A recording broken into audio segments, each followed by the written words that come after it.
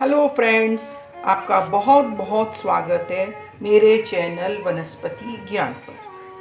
Friends, आज मैं आपसे तिल के बारे में बातचीत करूंगी और बताऊंगी कि उसके क्या क्या आयुर्वेदिक फ़ायदे हैं। फ्रेंड्स, अगर आपने मेरा चैनल अभी तक सब्सक्राइब नहीं किया है तो प्लीज़ उसे अभी सब्सक्राइब कर लें और लाइक बटन भी प्रेस कर दें अगर आपको मेरा वीडियो पसंद आता है तो आज मैं आपसे बात करने जा रही हूँ तिल के बारे में।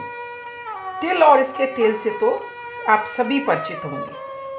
सर्दियों में तिल के लड्डू, गजक, रेवड़ी, चिक्की और अन्य जो पकवान होते हैं, सब्जियां होती हैं, उनमें तिल का काफ़ी प्रयोग होता है।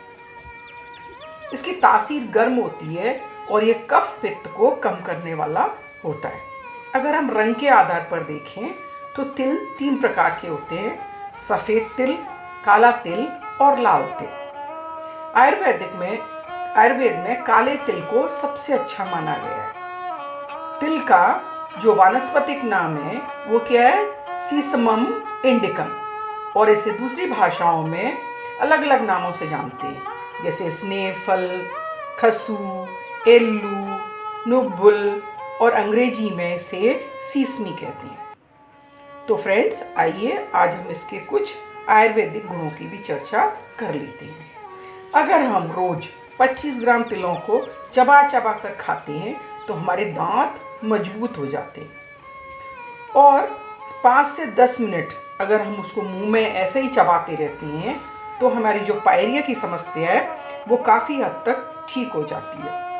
अगर हम तिल और मिश्री को उबालकर पीते हैं तो अगर सूखी खांसी हो रही है किसी को तो सूखी खांसी भी कुछ दिनों में ही मिट जाएगी। तिल को दिन में 3-4 बार थोड़ा थोड़ा करके खाने से जो अगर किसी महिला के, लेडी के यूट्रस की अगर प्रॉब्लम है, उस पर स्वेलिंग है, तो वो भी ठीक हो जाएगी। तिल और सौंठ के चूर्ण को समान मात्रा में मिलाकर प्रतिदिन 5-5 ग्राम की मात्रा में अगर हम 3 से 4 बार सेवन करते हैं तो हमारे जॉइंट्स पेन में बहुत ज़्यादा आराम मिलता है। फ्रेंड्स, कभी कभी बच्चे बिस्तर गीला कर देते हैं और बहुत सारे बच्चों में ये समस्या होती है, तो उसके लिए क्या करना है कि हमें उन बच्चों को रोज काले तिल गुड़ के साथ मिलाकर 10 से 20 ग्राम खाने के लिए देने चाहिए, जिससे कुछ दिनों में ही उनके ये पेशाब की जो समस्या है वो खत्म हो जाएगी। अगर हम तिल को सिरके में पीसकर काटे, अगर कोई बिच्छू काट गया है या बर्रैया काट गई है, ततैया काट गई है, कोई जहरीला कीड़ा काट गया है, तो हम उसको सिरके में पीसकर अगर उसे काटे हुए स्थान पर अगर हम लेप करते हैं तो जो बिच्छू के काटे का जो दर्द है और उसका विष है वो उतर जाता है। तो इस तरह से वो हमारे जो कीड़े मकोड़े काट जाते हैं उसमें भी काफ़ी फायदेमंद होता है। अगर कोई जली है तब क्या कर रहे हैं? तिल को पीसकर अगर हम जले हुए स्थानों पर इसका लेप करते हैं तो जलन में काफ़ी आराम हो जाता है। अगर हम तिल का काढ़ा बनाकर आँखों को धोते हैं तो क्या होता है? आँखों में जो परेशानी है, अगर कोई समस्या हो गई, कोई रोग हो गया, तो वो भी ठीक हो जाता है। अगर हम तिल में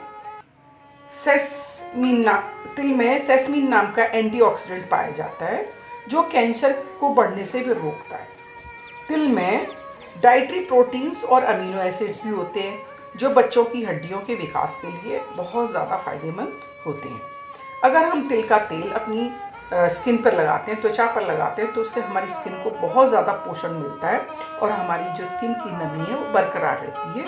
इसलिए सर्दियों के दिन में तिल का तेल का प्रयोग मालिश करने में किया जाता है। तिल का प्रयोग मानसिक दुर्बलता को कम करने में भी किया जाता है, जिससे आप तनाव एवं डिप्रेशन से मुक्त रहते हैं।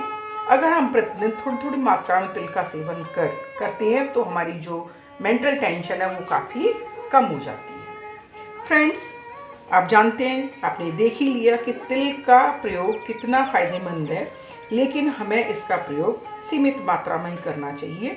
क्यों? अगर हम ज़्यादा करते हैं तो पेट में जलन, स्किन की एलर्जी और दस्त की समस्या हो सकती है। तो फ्रेंड्स, आपने ये देखे इसके फायदे और नुकसान। तो आप भी दैनिक जीवन में तिल का प्रयोग कर बहुत सारी समस्याओं से छुटकारा पा सकते हैं, लेकिन एक सीमित मात्रा में। Thank you friends.